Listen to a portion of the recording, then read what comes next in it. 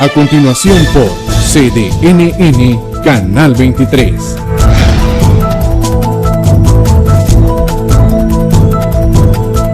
Solo por CDNN Canal 23.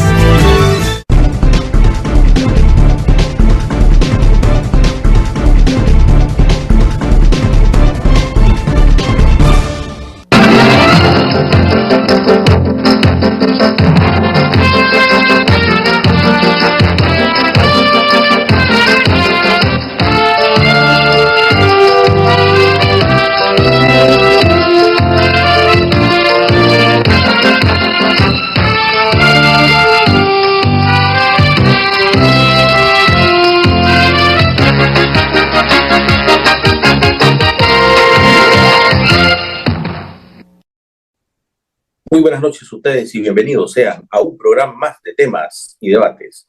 Hoy es lunes 5 de junio del año 2023.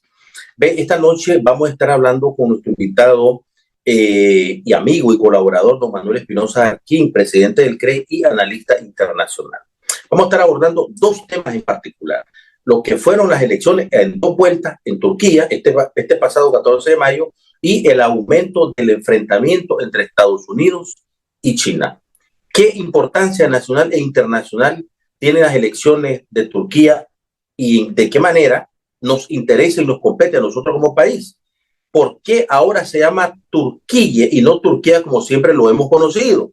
También estaremos hablando rápidamente con nuestro invitado cuál es la importancia o qué tenemos que esperar nosotros como latinoamericanos estas elecciones que acaban de suscitarse aquí en Turquía. Número uno. Y número dos, el reciente enfrentamiento que se ha estado dando entre Estados Unidos y China. Y no solamente podría ser una guerra armamentista, sino una guerra económica que por mucho tiempo, por muchas décadas, ha venido suscitándose y lógicamente siempre por el poder hegemónico que ha ejercido nuestro país, nuestro vecino sureño, hablando de Estados Unidos. En breve momento estaremos hablando con nuestro invitado Manuel Espinosa Arquín y que abordemos un poco de lo que está sucediendo a nivel mundial. Nosotros como país, nosotros como ciudadanos, necesitamos darnos cuenta verdaderamente y fehacientemente qué está sucediendo o cómo amaneció el mundo en el campo internacional. En breve momento estaremos hablando con nuestro invitado que ya está con nosotros vía Zoom, don Manuel Espinosa Arquín. Por ese lado. Por otro lado,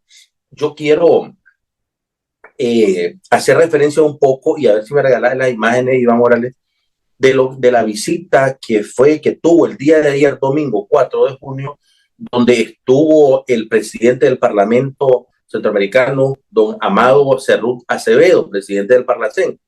Y algo que hacía énfasis, que decía la vicepresidenta Rosario, que yo en breve momento voy a estar compartiendo un video donde ella estaba haciendo referencia a esta visita, detalló ella de que cómo podemos mejorar la labor de todos para servirle mejor a nuestro pueblo, a las familias de cada país y al Parlamento Centroamericano por la importancia que tiene como mecanismo que integra los órganos comunitarios del SICA, el Parlacén, la Corte Centroamericana, cómo fortalecer ese Parlamento que nos reúne a todos y que debe reunirnos a todos para cumplir las funciones que nuestros pueblos demandan: salud, energía, agua, integración económica y general. Ver cómo atendemos mejor las prioridades de las familias centroamericanas.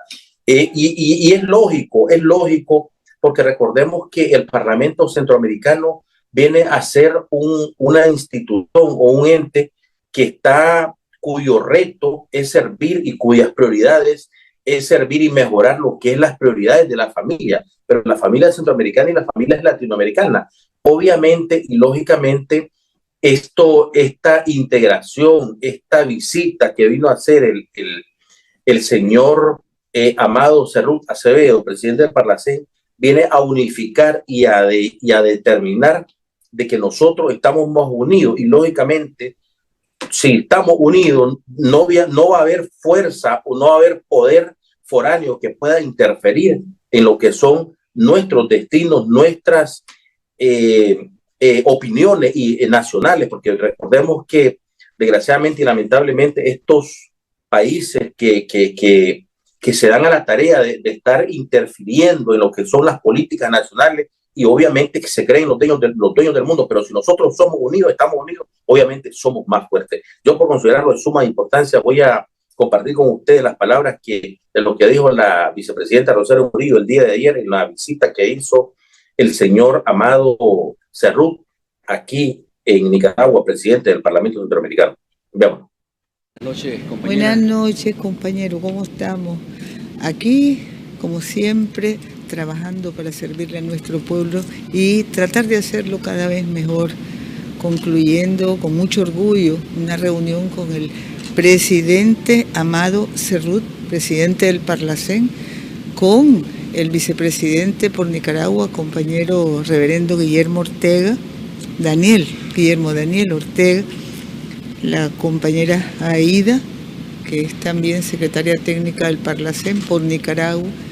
Estuvimos reunidos, la comandante Tijerino, jefa de bancada, y el compañero Werner Vargas, secretario general del SICA, hablando de cómo podemos mejorar la labor de todos para servirle mejor a nuestros pueblos, a las familias de cada país, y el Parlamento Centroamericano, por la importancia que tiene como mecanismo de integración, son los órganos comunitarios, el SICA, el Parlamento, la Corte Centroamericana, cómo fortalecer ese Parlamento que nos reúne a todos y que debe reunirnos a todos para cumplir las funciones que nuestros pueblos demandan: salud, energía, agua, integración económica en general, ver cómo atendemos mejor las prioridades de la familia centroamericana. Y bueno, hemos hablado de la importancia de cumplir los compromisos que se han venido adquiriendo para fortalecer el Parlamento, fortalecer los órganos comunitarios y fortalecer el trabajo de todos en sintonía con los gobiernos, con las comisiones de las asambleas nacionales, con las sesiones o las comisiones también de los ministerios, de las entidades, de los poderes ejecutivos, trabajar mejor para nuestros pueblos y reunirnos también con más frecuencia para ir viendo los avances y los desafíos de estos órganos de integración centroamericana, de estos órganos de nuestra comunidad centroamericana que tienen el desafío, el reto de servir cada vez mejor a los intereses, las necesidades y las prioridades de nuestra región y de las familias de la región. Así estamos, compañeros, compañeras, un gran abrazo de inicio de semana. Mañana empezamos otra semana de trabajo, seguridad y paz. Adelante, compañeros. Serán las palabras de la vicepresidenta Rosario Murillo el día de ayer en la reunión y encuentro que sostuvieron el presidente del Parlamento, de Nicaragua, el comandante Daniel Ortega Saavedra, doña Rosario Murillo, por supuesto, el presidente de la Asamblea Nacional, el doctor Gustavo Porras, entre otras autoridades, y por supuesto el señor y representante del Parlamento Centroamericano, don Amado Cerrut. Y digo esto porque a mí Amado Cerrut, Acevedo. Y digo esto porque en las interioridades de lo que hablaba la vicepresidenta Rosario, haciendo referencia a la visita que hizo el presidente del Parlacén, ella hacía referencia a que la manera o se reunieron más bien, fue esta reunión el día de ayer, fue porque hay que buscar la manera de cómo podemos mejorar, y porque nosotros estamos integrados en lo que es el Parlamento Centroamericano. Entonces, ¿cómo podemos mejorar nosotros como país, pero nosotros como Estado? Porque recordemos que el Parlacén es un mecanismo de integración de los Estados. Sin embargo, el Parlacén está llamado a lo que es fortalecer las necesidades y cumplir más bien las necesidades y las funciones que demandan nuestro pueblo, o sea, nosotros. Y, lógicamente, darle prioridad a lo que son prioridades y necesidades de los pueblos. Entonces, el Parlamento Centroamericano es una entidad que nos reúne a todos y que nos integra a todos los países centroamericanos y latinoamericanos, lógicamente, porque como su nombre lo dice, es un mecanismo de integración, pero es un mecanismo que integra a los países conforme a sus necesidades, para que los estados, para que los gobiernos, para que los presidentes demanden y sean más de acorde a las necesidades de nosotros como nicaragüenses, hablando del presidente de Nicaragua, hablando de los presidentes de los demás países de Centroamérica. Pero bien, algo que yo quería compartirles, por considerarlo de suma importancia, lógicamente, las palabras de lo que dijo la vicepresidenta Rosario Murillo el día de ayer. Por ese lado. Por otro lado, antes de irme con nuestro invitado, Manuel Espinosa Jarquín,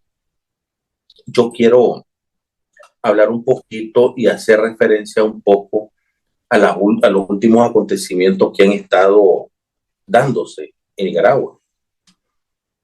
Miren, recordemos que según las acciones climatológicas que han estado sucediendo en Nicaragua, en este país,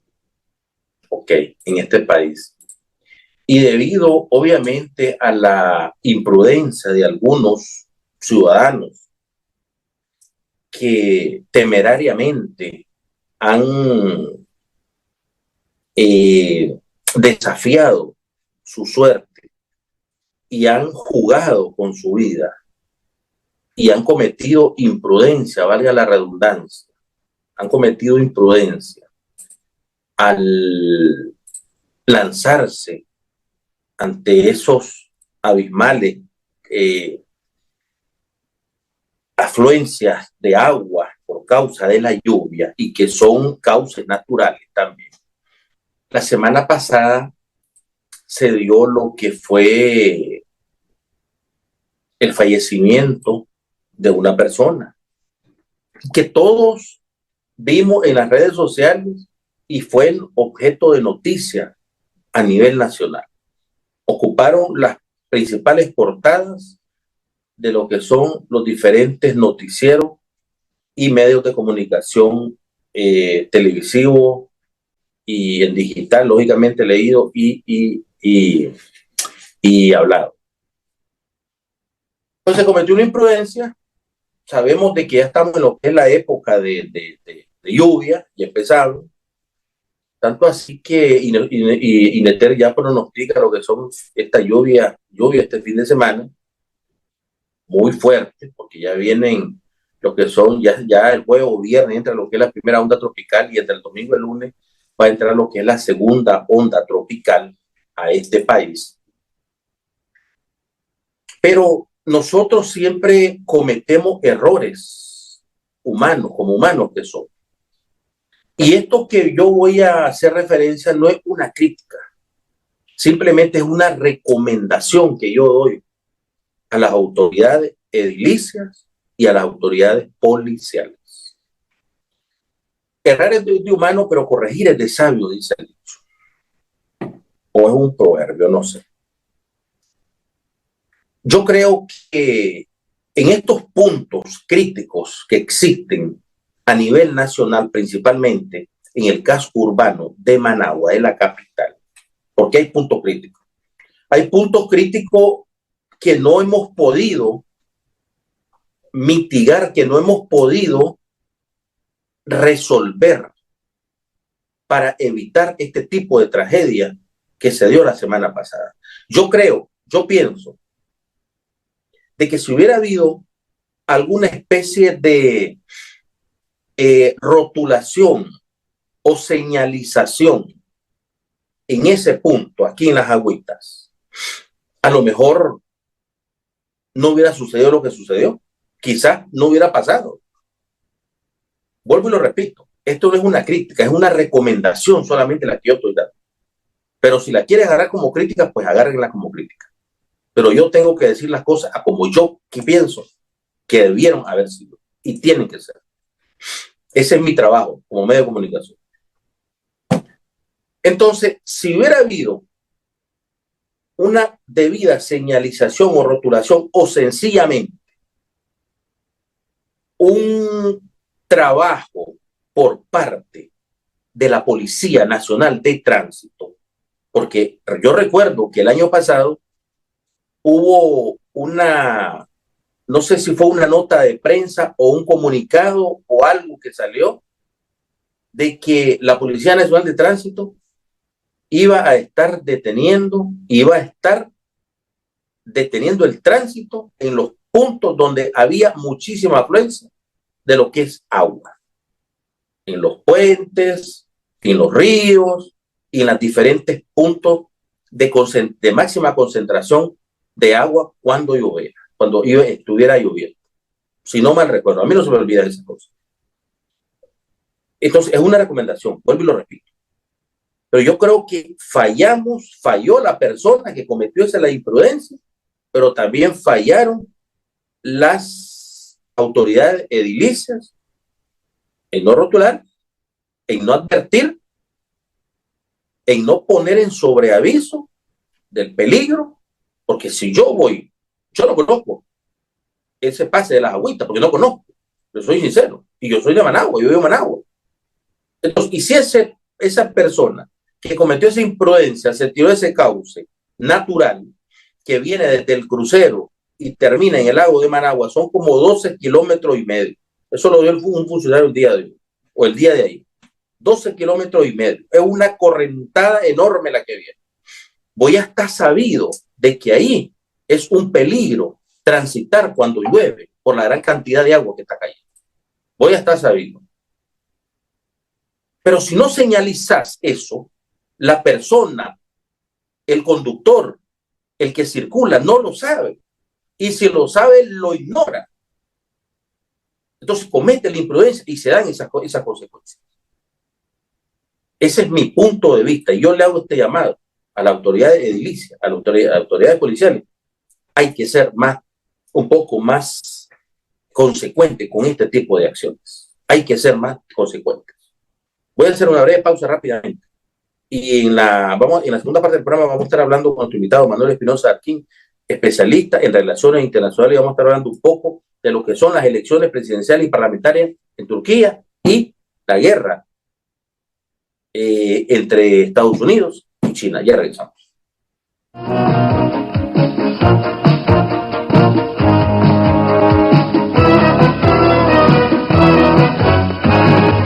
Este año marcas un nuevo inicio con el internet más rápido del país y con tu plan postpago sin límites tenés más conectividad, más música, más entretenimiento, más app de ubicación y redes sociales ilimitadas con smartphone incluido sin prima. Xiaomi Redmi 10C con renta mensual de $25.99. Samsung A03 Cord con renta mensual de $19.99. Contratalo en tu centro de atención al cliente más cercano.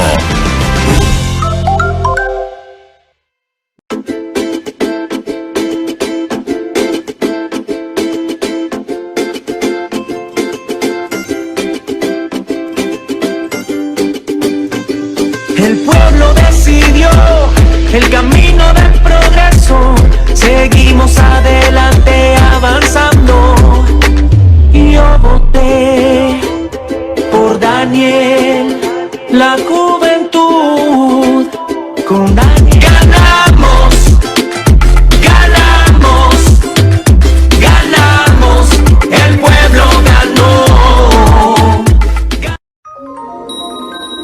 Mi primo siempre me traía regalos. Después me chineaba y manoseaba mi cuerpo. Le conté a mi maestra y le dijo a mi mamá que lo denunciara por violencia sexual. Cuando mi tío venía a la casa me abrazaba fuerte, me besaba en la boca y me decía, ¿te gusta? Yo me sentí incómodo. Le conté a mi tía y lo denunció ante la policía por abuso sexual. El amigo de mi mamá me espiaba cuando me bañaba. Después me tocaba. Me decía que si le contaba a mis padres, me iban a echar la culpa. Le conté a mi abuelita y lo denunció en la policía por abuso sexual.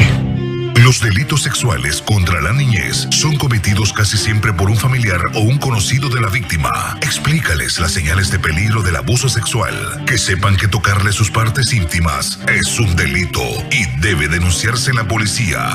A la primera señal de abuso sexual, denúncialo. Un mensaje de la Corte Suprema de Justicia con el apoyo de UNICEF.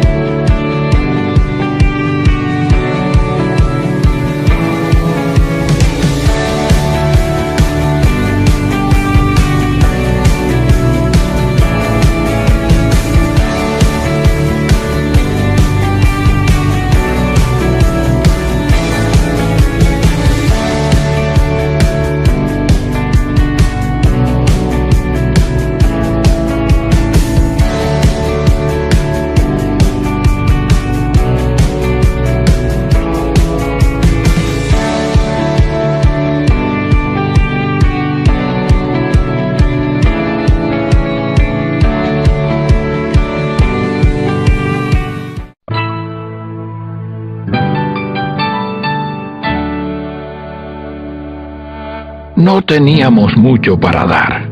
Aquella mala cosecha nos había dejado apenas las manzanas que necesitábamos para vender.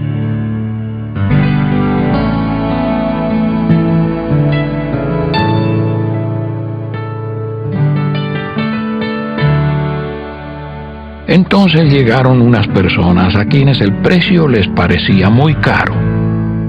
A mí me molestó.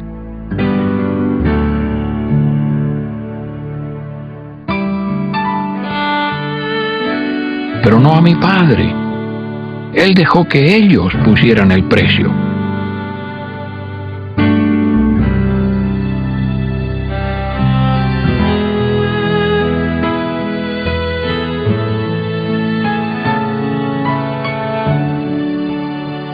Pero mi padre hizo algo más. Me pidió que les diera otro canasto de manzanas. Más tarde me enteré de que era una familia pobre. Hicimos algo bueno aquel día. No hay otro don mejor que el de dar, según lo que creas, así será. El interés por los demás. Pásala. Un mensaje de la Fundación para una Vida Mejor.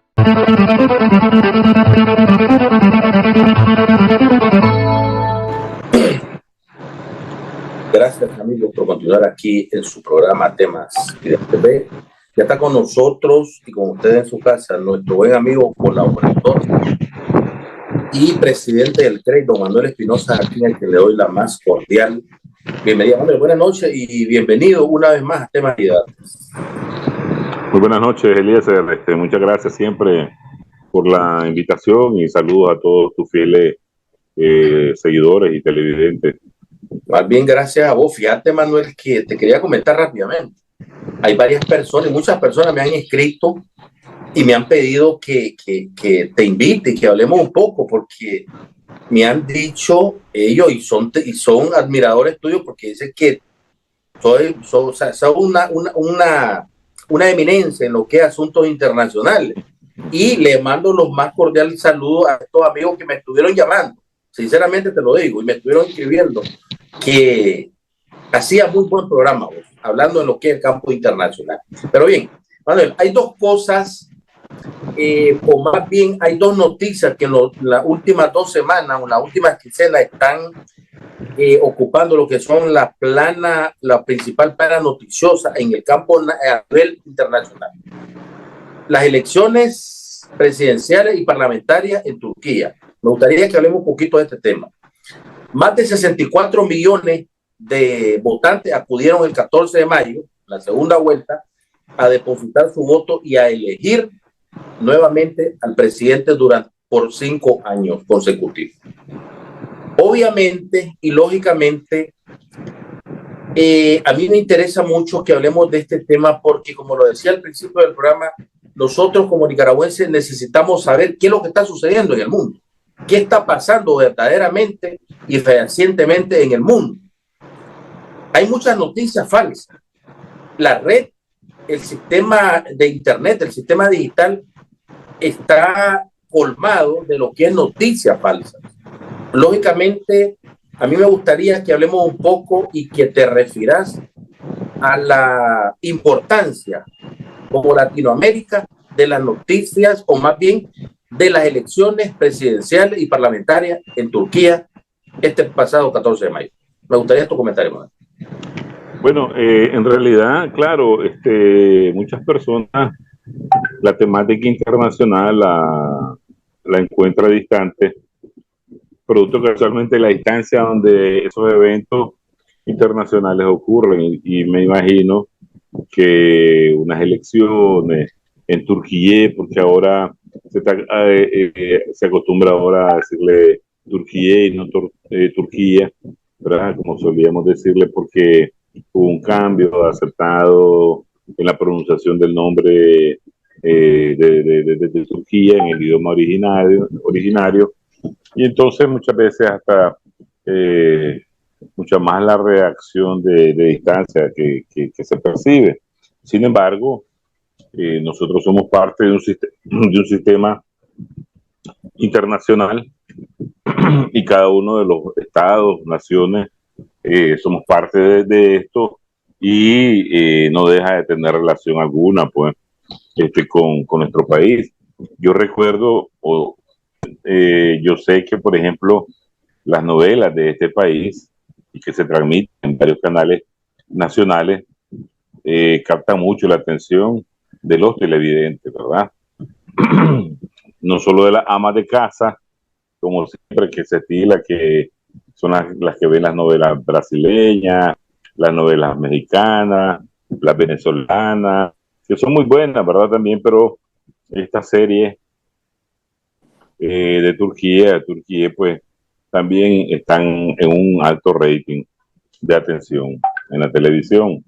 Sí. Yo recuerdo que hace años Eliezer apareció en Netflix una serie que se llama Ertugrul Resurrection, la resurrección de Ertugrul.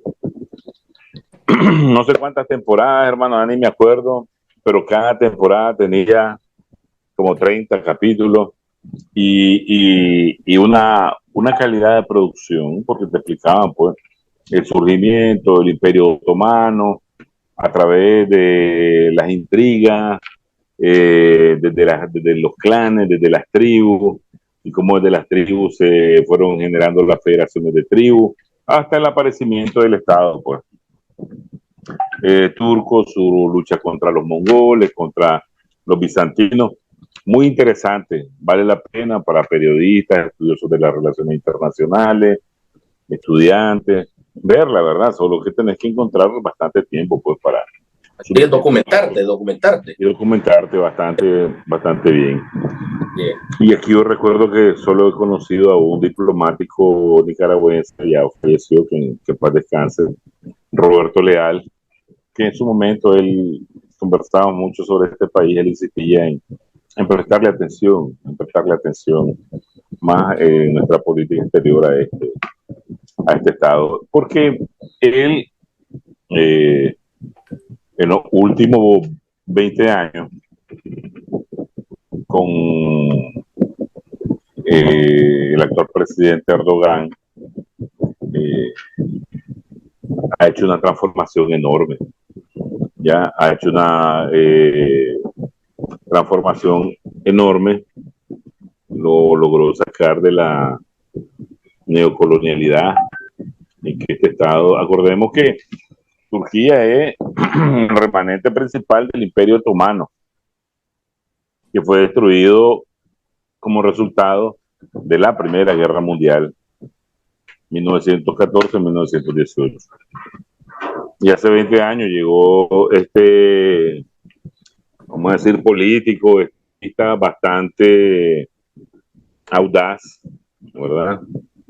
Muchos no lo quieren, a muchos no les cae bien porque es demasiado astuto, tienen agarrada una rama con una mano y con otra se sujeta otra, es miembro de la OTAN desde la década de los 50, y en el contexto, por ejemplo, de la operación militar rusa en Ucrania, tiene excelentes relaciones con Rusia y comerciales en términos de agricultura, de turismo, sirve de lobista, sirve de mediador en el tema del trigo, y entonces muy inexplicable, pero porque este es miembro de la OTAN y comienza inclusive a bloquear a otros países como Suecia, como Finlandia, que pueden ser miembros de la OTAN, ¿verdad? Entonces, te estoy dando una introducción porque es interesante conocer la ficha técnica del país, de este Estado como de muchos otros más. Y en realidad que en la primera vuelta, como vos decías, porque estas elecciones se dieron en 2 vueltas.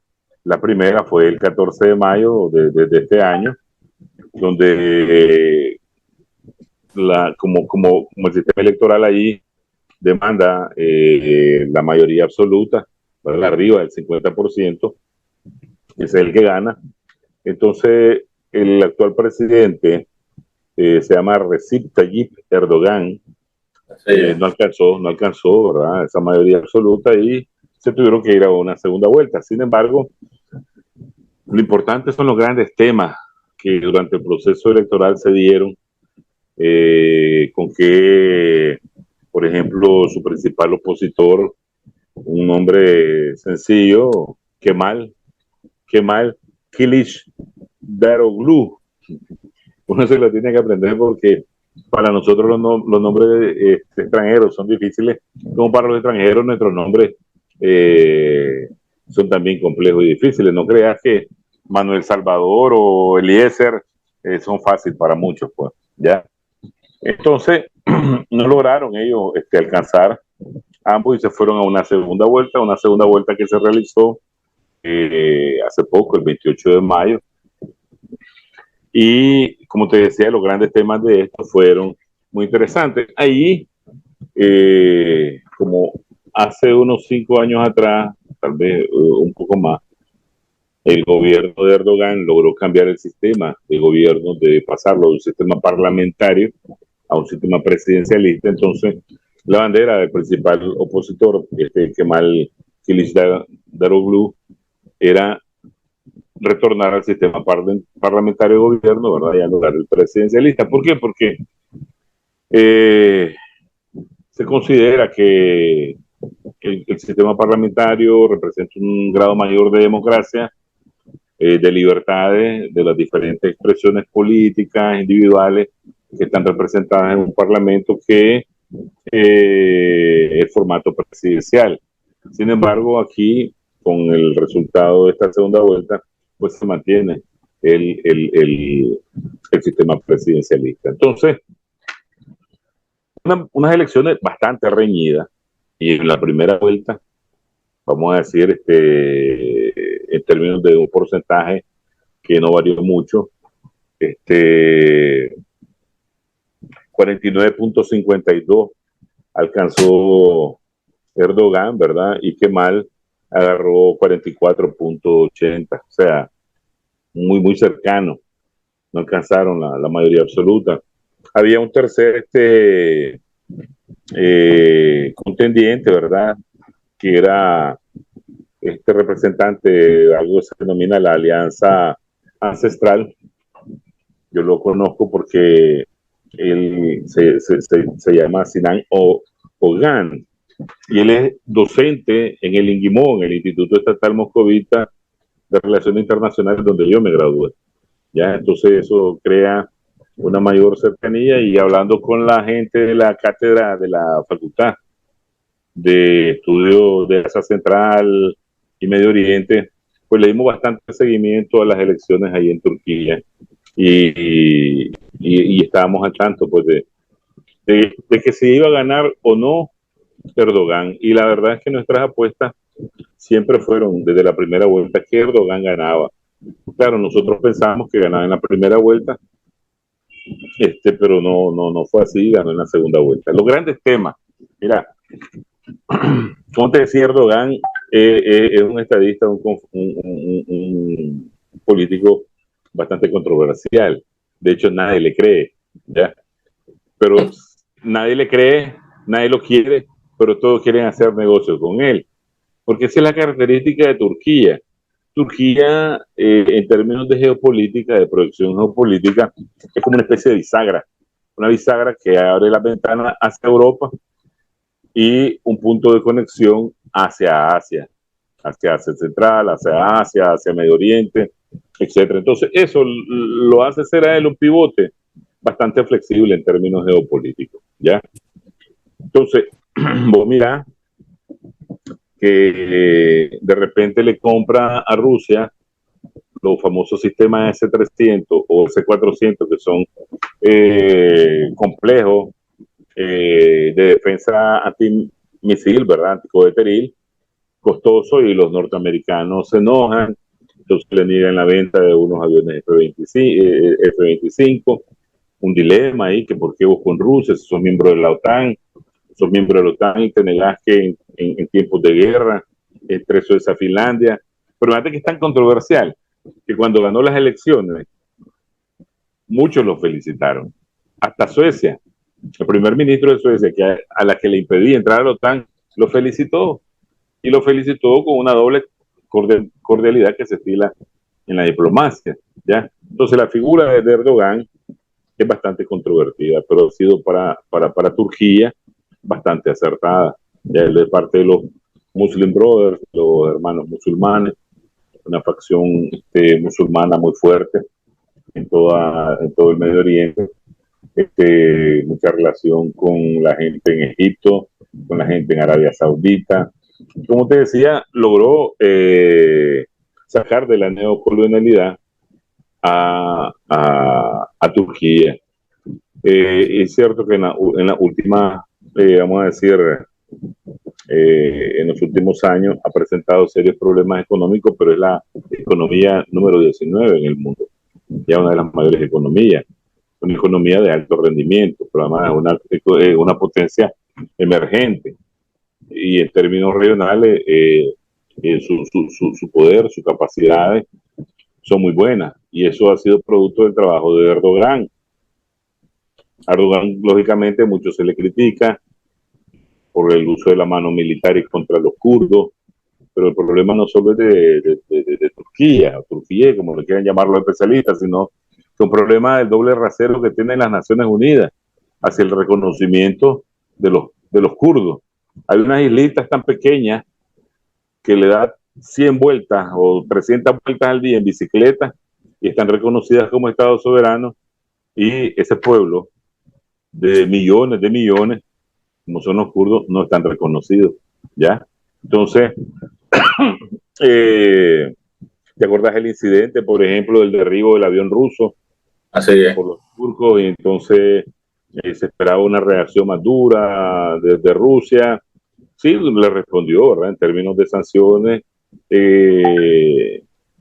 a los productos que Rusia le compraba a Turquía, elevación de los impuestos, ¿verdad?, de estos productos, además de la restricción de hacer turismo mucho en ese país, que el turismo ruso en Turquía es muy alto. Y sin embargo tienen tremendos relaciones sobre el tema de la facilitación de los granos de la zona oriental, donde se realiza la operación militar industrial del trigo, sobre todo, ¿verdad? La participación, pues, de Turquía al mando de la política exterior de Erdogan ha sido muy buena. Manuel, ¿sí? Es evidente que el papel diplomático y el trabajo como jefe de Estado de este presidente Recep Tayyip Erdogan en estas nuevas elecciones que acaban de ser factibles para Turquía, es evidente que este trabajo lo ha venido realizando bien, porque me estás hablando de que él viene a ser como una especie de bisagra. Abre para un lado, pero también abre para otro. Queda bien con uno, pero también queda bien con otro. Te pregunto, te consulto, ¿cuál es, o más bien, qué podemos esperar nosotros en Latinoamérica con la elección, o más bien la nueva reelección de este presidente turco? ¿Qué podemos esperar nosotros en Latinoamérica?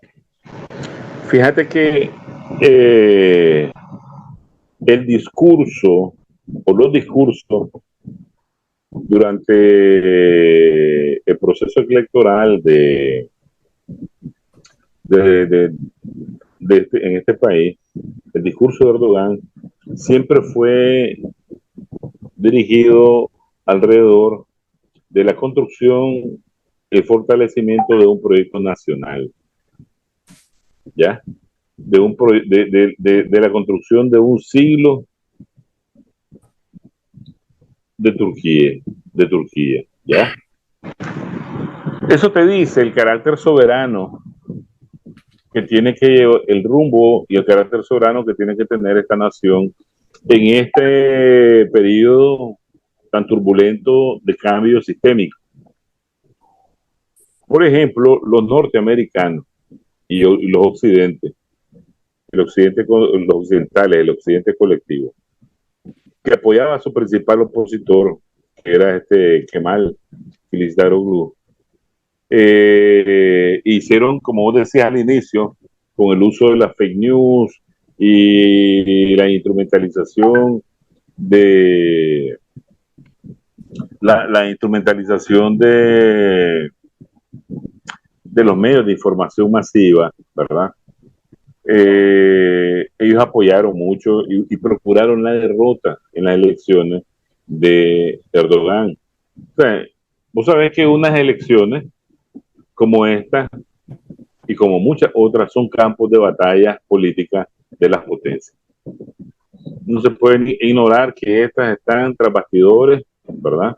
De una u otra manera, y tampoco se puede muchas veces afirmar directamente, como suele ocurrir, pues. Este opositor Kemal, ¿verdad? Acusaba a Rusia, que había un injerencismo ruso, que había un hackeo ruso, etcétera, etcétera. Pero también Erdogan decía, los norteamericanos están demasiado metiendo las manos. Entonces, los medios, el oligopolio mediático a favor del presidente siempre hablaron mal de Erdogan. Pero este instituto famoso, el American Enterprise Institute, llegó a dar ciertas valoraciones. Y él decía, independientemente que el resultado arroje uno u otro ganador, ¿verdad? De los tres o de los dos principales contendientes, Turquía no va a cambiar su rumbo de soberanía, ¿verdad? De construcción y fortalecimiento de un proyecto nacional que lo ponga en un plano más competitivo contra las potencias emergentes y de turno. ¿Ya? Estamos hablando de un lugar muy preponderante entre los primeros 20 de la economía mundial y con un alto rendimiento de producción tecnológica militar, industrial, agrícola, etcétera, y con un creciente poder blando que se está expandiendo fuera de su continente, como es el caso que te decía yo de los cereales y las novelas de este país ya en nuestro continente, que son muy aceptadas, y de repente pues comenzamos a tararear ahí algunas canciones en este idioma industrial, que no es raro, pues. Están acaparando buen territorio y buena atracción, buena atención por parte del mercado mundial, hablando de estas novelas y de esta serie. Bueno, el fíjate que vos decías algo muy, y que me gustaría mezclarlo con lo que son los enfrentamientos porque nos queda muy poco tiempo, ¿verdad? Entre China y Estados Unidos. Se habla de que Taiwán es la causa principal de estos dos enfrentamientos. ¿Por qué te digo esto? Porque es obvio y es evidente, y lo decía el presidente Vladimir Putin en meses pasados, lo dijo el presidente Ortega hace poco, de que estamos a las puertas de un mundo multipolar. O sea, aquí ya la dominación, la hegemonía en lo que es el campo mundial ya se está perdiendo. Y se está perdiendo por parte de los que ellos creen que son los dueños del mundo. Me gustaría tu comentario y que me hagas una semejanza de lo que es Turquía actualmente con el presidente Erdogan y del posible enfrentamiento de guerra entre China y Estados Unidos por la misma causa, por mantener lo que es el poder hegemónico, armamentista y económico a nivel del mundo. Claro. Mira, me gustaría terminar con la parte, como decía vos, de Turquía, porque el tema desde un aspecto geopolítico es muy importante. Aquí realmente hay una apuesta de las potencias y sobre todo de Estados Unidos y de Rusia y de China sobre este país.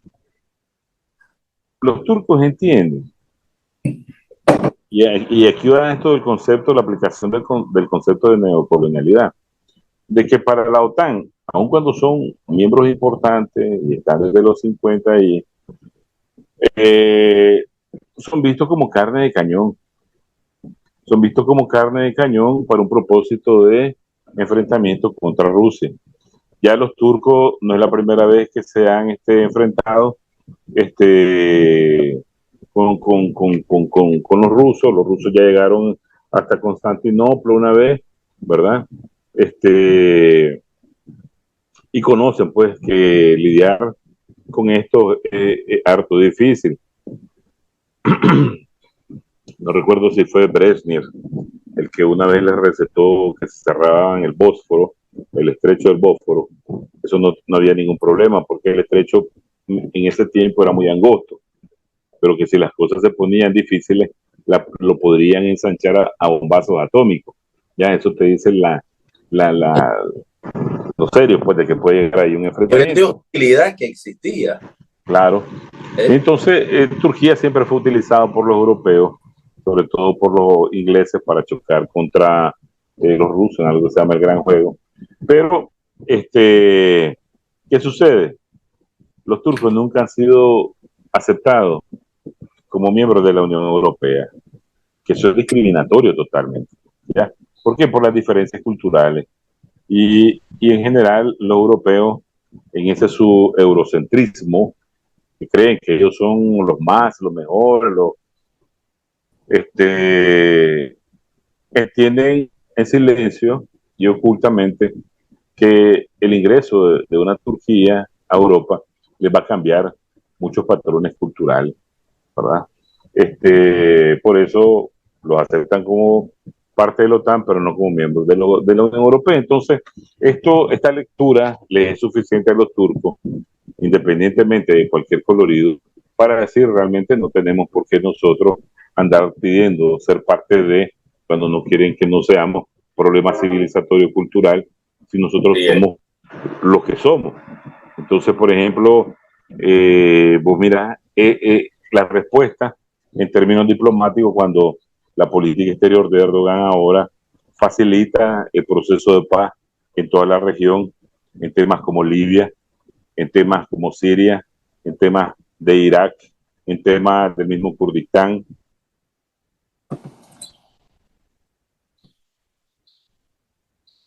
Ok. La reunión o el acercamiento con Arabia Saudita, que son primos, ellos están muy fuertes en su crítica contra Israel y las acciones criminales que hacen contra el pueblo de Palestina, ¿verdad?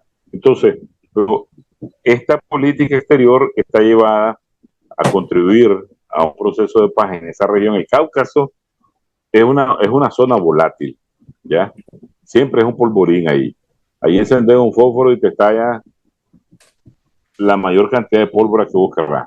Entonces, ¿por qué? Porque los grandes proyectos de infraestructura, tanto de China como Rusia, ellos pueden ser parte de. Entonces no les conviene que las operaciones geopolíticas de Occidente, de los Estados Unidos, crean o mantengan en caos toda esa región, ¿verdad?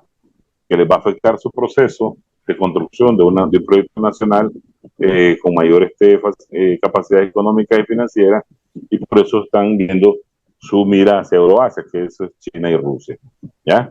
Entonces, eso es importante porque desde ahí vos ves que en términos vulgares, cuando la mayoría de analistas te pregunta ¿quién ganó? ¿Occidente, Estados Unidos o Rusia en las elecciones en Turquía? Bueno, ¿quién ganó? Kemal era el candidato del Occidente. Erdogan pudiera haber sido el candidato de Rusia, no lo sé, porque como él es tan ambiguo, Putin dice nuestro amigo, ¿verdad? Erdogan, pero nuestro amigo en comillas, todo el mundo lo conoce, ¿verdad? Pero les conviene, porque la pérdida de Occidente en estas elecciones fue clara, ¿verdad? Entonces esto es importante. Y sobre una pregunta que no me gustaría dejar ahí, el que decía sobre América Latina también es muy atractiva, y no solo para las potencias de turno. Por eso mira a la Laura Richardson, la jefa del Comando Sur, pegando ahí alarido de que si los recursos estratégicos que están en el sur son nuestros, y que si China y que si Rusia viene para acá, representa un peligro de amenaza a los intereses nacionales. También los turcos necesitan muchos recursos estratégicos para mejorar su economía. Y ahí la pueden encontrar en el sur, la pueden encontrar aquí. Por eso sus mejores relaciones con Venezuela, ¿verdad? Trata de tener buenas relaciones con Cuba, con nosotros mismos. Entonces, estamos en un periodo de desglobalización pero donde alianzas y las relaciones fijas se están marcando muy fuerte, ¿verdad? Ahora, en cuanto a China y el enfrentamiento con los Estados Unidos, que ese es otro flashpoint, muchos aseguran de que la estrategia norteamericana es hacer de Taiwán como hizo de Ucrania, o sea, hacer de Taiwán contra China como hizo de Ucrania contra Rusia. Y meterlo en un sistema de desgaste económico, moral y político al interno de cada país, de que este desgaste moral y político interno genere una implosión al interno de esas sociedades y de ahí el cambio de régimen se produzca, ¿verdad? Porque también te generan un sinnúmero de sanciones que tienden a golpear, pero aquí hay una lógica en la que se debe reparar, porque la estrategia de uno no necesariamente tiene que ser la estrategia del otro, ni de ser respondida con los términos que el otro quiere que le responda. Los planos tácticos, los planos estratégicos de respuesta en política exterior varían según, diría yo, inclusive hasta el pensamiento estratégico y los formatos de firma de política exterior de cada potencia. Entonces, ¿Por qué varían los pensamientos? ¿Por qué varían los pensamientos? Porque, por decirte algo, uno puede ser ofensivo, el otro puede ser defensivo, pero la forma de defenderse puede ser mucho más letal que si entraras en guerra directa. Nosotros cuando estudiamos relaciones internacionales, sobre todo en estas latitudes, lamentablemente nos instruimos con el formato del pensamiento de la escuela occidental. Pero en Asia, en Rusia, los formatos de instrucción son muy diferentes y van de acuerdo al pensamiento estratégico de esas escuelas diplomáticas y de política exterior, ¿ya? En tiempo y forma, porque por decirte algo, para un asiático, 100 años, eso es un periodo muy corto, histórico. Para nosotros un siglo y nos asustamos. Y ellos pueden tener una estrategia de aquí a 100 años y con mucha paciencia. Ellos no se apresuran a dar una respuesta ni verbal, discursiva o accionable. Pero el silencio no significa que no estén haciendo nada. Y si vos mirás, por ejemplo, la transformación de China hace 20 años es colosal. Yo recuerdo cuando le daban la bienvenida al mundo capitalista y que el comunismo de mercado aquí, que el comunismo, ¿cómo se llama? El comunismo tradicional, el tiranosaurio Rex, ya no existía, ¿verdad? Esos de sistemas de único partido, etcétera, etcétera. Y China ha dado un sinnúmero de lecciones tanto a los norteamericanos como a los soviéticos en su momento, ya ni se diga a los europeos. Y hoy es la segunda economía del mundo, es la fábrica del mundo, y disputa a los norteamericanos en una guerra que no tiene que ser Taiwán. Nosotros hicimos en el CREI un libro con un especialista extranjero, costarricense, estudiamos el caso de Taiwán en términos de su enfrentamiento con China en términos de seguridad y defensa. Y entonces tenemos la apuesta que China nunca va a atacar a Taiwán. Va a hacer todo lo posible, ¿verdad?, para evitar que se llegue a eso. Porque no la necesita. China necesita a Taiwán como a un Hong Kong, que la integración se dé por vía pacífica y las capacidades económicas de Taiwán, como las de Hong Kong, entren a funcionar en la economía china y esto la supere a nivel global. Y en términos de construcción euroasiática, un fortalecimiento mayor. Manuel, me quedan 2 minutos. ¿Entrarán estas dos potencias, Estados Unidos y China, en guerra por Taiwán? No, las potencias nunca entran en guerra por nada, ni por nadie. Ellos van a ocupar un territorio táctico, ¿verdad? No miran lo que pasa en Ucrania, le puede mandar todo el armamento.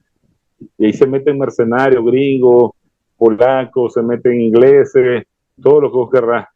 Pero no pueden pasar a más porque entonces eso representa un juego de suma cero y ahí finita la comedia, hermano.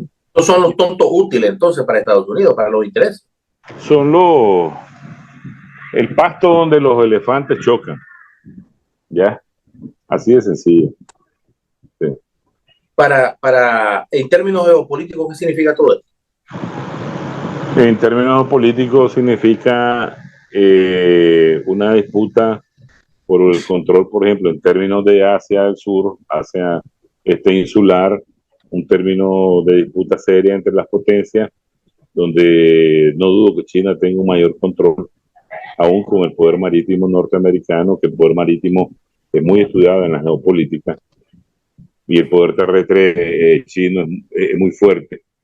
Los norteamericanos jamás van ni a soñar en tratar de invadir a China, porque se van a quedar, no van a llegar ni a mitad del camino, y los chinos sí pueden, en términos de un corto tiempo, dar la batalla en términos de la batalla del poder naval.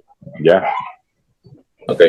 Manuel, el tiempo se me fue desgraciadamente. Creo que vamos a seguir en un próximo programa porque me interesa muchísimo que hablemos y que ampliemos más bien estos temas que es de sumo interés e importancia y relevancia para nosotros como nicaragüenses, que necesitamos saber qué es lo que está pasando verdaderamente en el mundo, pero necesitamos ver la realidad de las situaciones verdaderas, no de lo que nos venden algunos medios de comunicación, no lo que vemos en las redes sociales, sino con conocimiento de causa, como lo acabas de decir. Manuel Espinosa, a ti, gracias por haber estado con nosotros aquí en Tema de Debate. Gracias a vos, hermano, por la invitación. Y a usted, amigo televidente, gracias por su fiel sintonía. Volvemos, si Dios así lo permite, el día de mañana con un programa similar. Buenas noches y que Dios nos bendiga a todos.